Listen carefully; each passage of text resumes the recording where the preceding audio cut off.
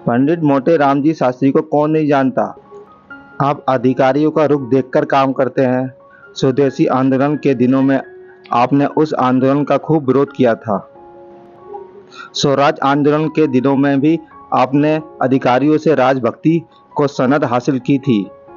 मगर जब इतनी उछल कूद पर भी उनकी तकदीर की मीठी नींद ना टूटी और अध्यापन कार्य से पिंड ना छूटा, तो अंत में आपने एक नई तकदीर सोची। घर में जाकर धर्मपत्नी से बोले, इन बूढ़े तोतों को रटाते रटाते मेरी खोपड़ी पच्ची हुई जाती है।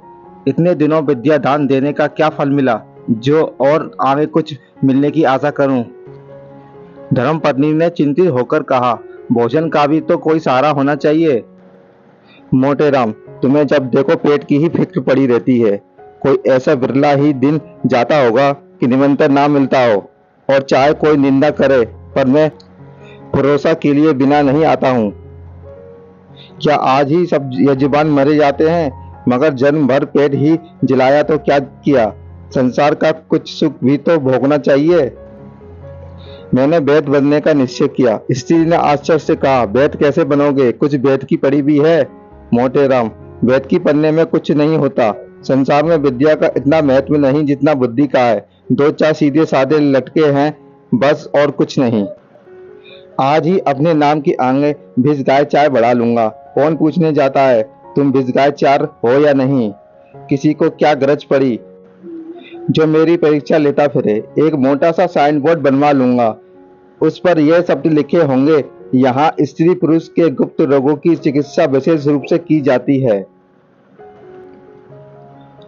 दो चार पैसों का हड़ बहेरा आंवला कूट छान कर रख लूंगा। बस इस काम के लिए इतना सामान पर्याप्त है। हाँ, समाचार पत्रों में विज्ञापन जरूर दूंगा और नोटिस बंटवाऊंगा। उसमें लंका, मद्रास, रंगून, कराची आदि दूरस्थ स्थानों के सज्जनों की चिट्ठियां दर्ज की जाएंगी।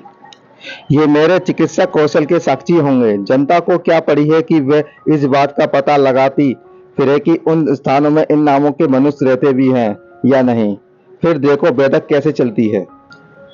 स्त्री, लेकिन बिना जाने बूझे दबा दोगे तो फायदा क्या करेंगी। मोटे राम, फायदा ना करेंगी मेरी बला से। वेद का काम दबा देना है। वे मृत्यु को परास्त करने का ठेका नहीं लेता।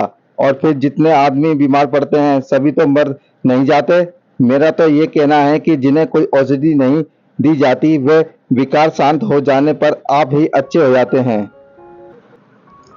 वैद्यों को बिना मांगे यश मिलता है। 5 रोगियों में से एक भी अच्छा हो गया तो उसका यश मुझे अवश्य ही मिलेगा। से 4 जो मर गए वे मेरी निंदा करने थोड़ी ही आवेंगे। मैंने बहुत विचार करके देख लिया, इसमें इससे अच्छा कोई काम नहीं है। लेख लिखना मुझे आता ही है, कविता बना ही लेता हूँ।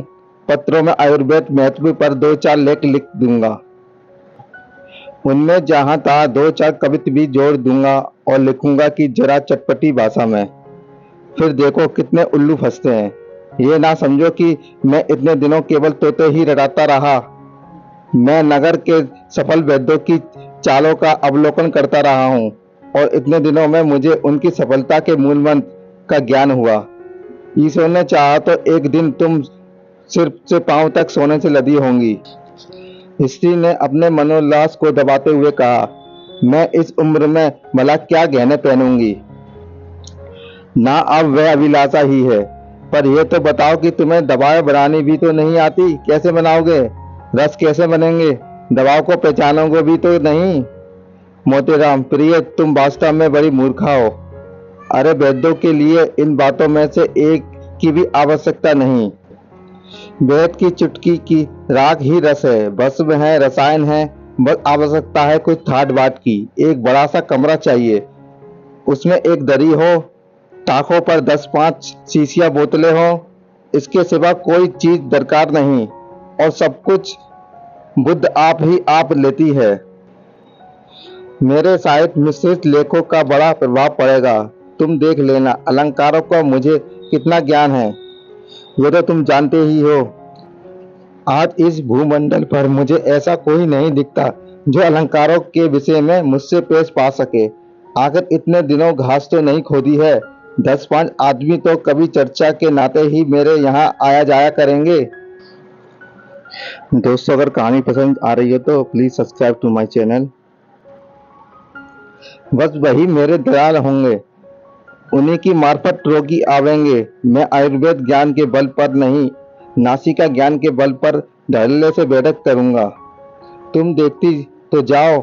स्त्री ने अविश्वास के भाव से कहा, मुझे तो डर लगता है कि कहीं ये विद्यार्थी भी तुम्हारे हाथ से ना चले जाएं। ना इधर के रहो ना उधर के, तुम्हारे भाग में तो लड़के पढ़ाना लिखा है, और चारों ओर ठोकर खाकर फिर तुम्हें वही तोते रटाने पड़ेंगे। मोटेराम, तुम्हें मेरी योग्यता पर विश्वास क्यों नहीं आता? स्त्री, इसलिए कि वहां भी धूर्ता करोगे। मैं तुम्हारी धूर्ता से चिढ़ती हूँ। तुम जो कुछ नहीं हो और नहीं हो सकते, वे क्यों बनना चाहते हो? तुम लीडर ना बन सके, सिर पटक कर रह गए। तुम्हारी धूर्ता ही फलीभूत होती है और इसी से मुझे चिढ़ है। मैं चाहती हूँ कि तुम भले आदमी बनकर रहो, निष्कपट जीवन व्यतीत करो, मगर तुम मेरी बात कब सुनते हो? मोटेराम, आखिर मेरा नासिका ज्ञान कब काम आएगा? स्त्री, किसी रईस की मुहासिबी क्यों नहीं कर लेते? जहाँ दो चार सुंदर कवित्व सुना दोगे, वह खुश हो जाएगा और कुछ ना कुछ दे ही मरेगा।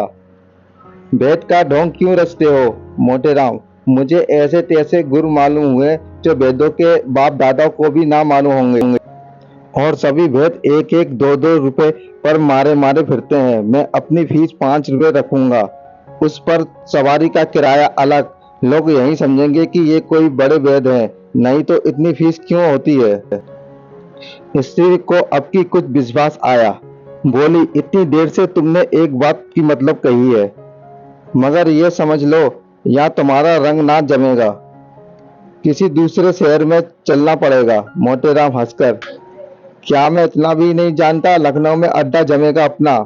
साल भर में वह धाक बांध दूं कि सारे वेद गर्द हो जाएं। मुझे और भी कितने ही मंत्र आते हैं। मैं रोगी को 2-3 बार देखे बिना उसकी चिकित्सा ही नहीं करूंगा। मैं कहूंगा, जब तक रोगी की प्रकृति को भली भांति पहचान ना लूं, उसकी दवा नहीं कर सकता। स्त्री की बाँछें खिल गईं। बोली, अब मैं तुम्हें मान गई। अवश्य चलेगी तुम्हारी वेद की, अब मुझे कोई संदेह नहीं रहा। मगर गरीबों के साथ ये मंत्र ना चलाना, नहीं तो धोखा खाओगे। साल भर गुजर गया। विविधाचार्य पंडित मोटेराम शास्त्री की लखनऊ में धूम मच गई। अलंकारों का ज्ञान तो उन्हें था ही, कुछ गा बजा भी लेते थे। उस पर गुप्त रोगों के विशेषज्ञ सिखों के भाग्य जागे पंडित जी। उन्हें कवित्व सुनाते, हंसाते और बलकारक औषधियां खिलाते, और वे रईसों में जिन्हें पुष्टि कारक औषधियों की विशेष चाह होती, उनकी तारीफों के पुल बांधते। साली भर में वैद्य जी को वे रंग जमा की आचार्य का विशारद गुप्त रोगों की चिकित्सा भी करते।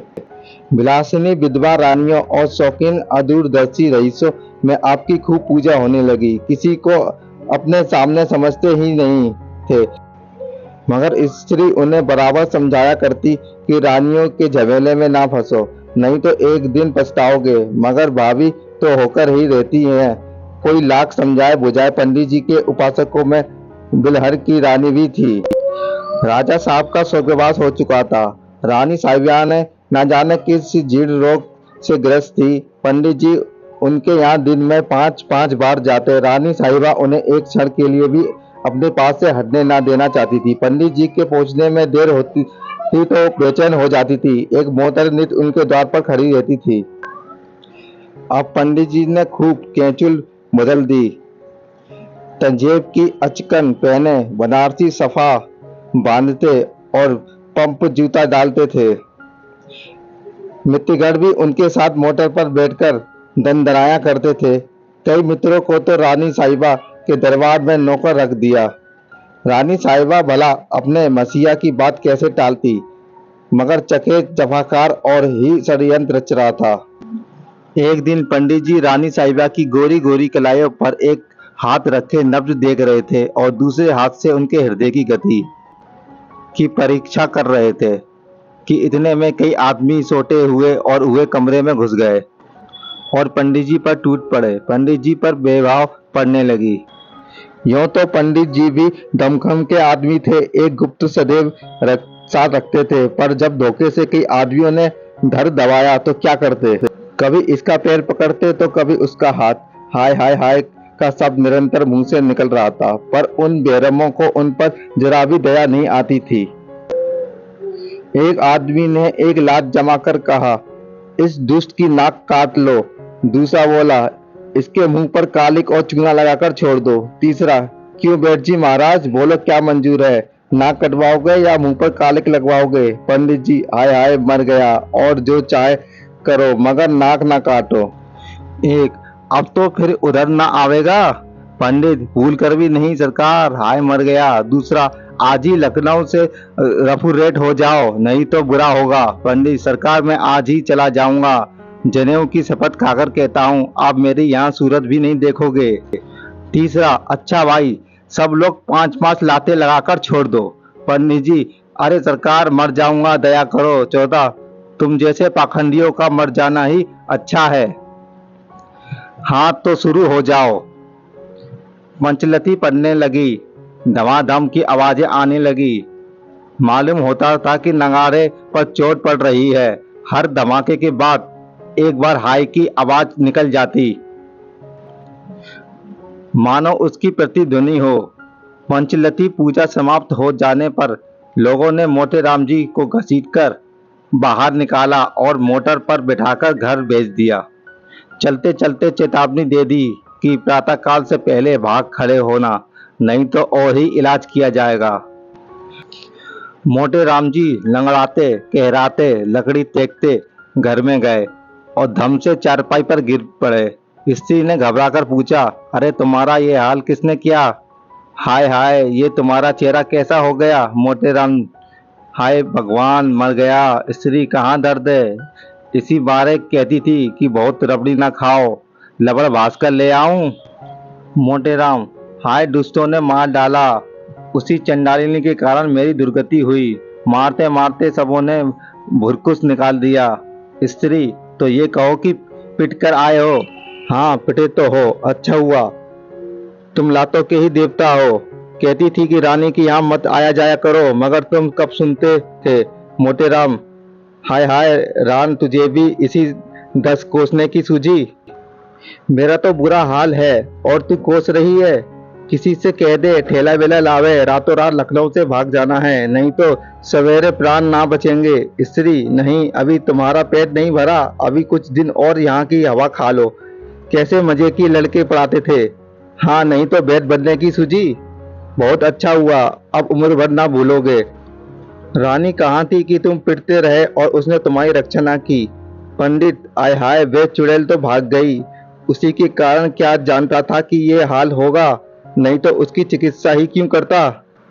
स्त्री, हो तुम तकदीर के खोटे, कैसी बेट की चल गई, मगर तुम्हारी करतूतों ने सत्यानाश मार दिया, आखिर फिर वही पड़ोनी करनी पड़ी। हो तकदीर के खोटे। प्रातःकाल मोटे राम जी के द्वार पर ठेला खड़ा था और उस पर असबाब लद रहा था। मित्रों ने एक भी नजर न आता। पंडित जी पड़े करा रहे थे और स्त्री सामान लदवा रही थी। दोस्तों, अगर कहानी पसंद आई हो तो please like share and subscribe करना बिल्कुल भी ना भूलें।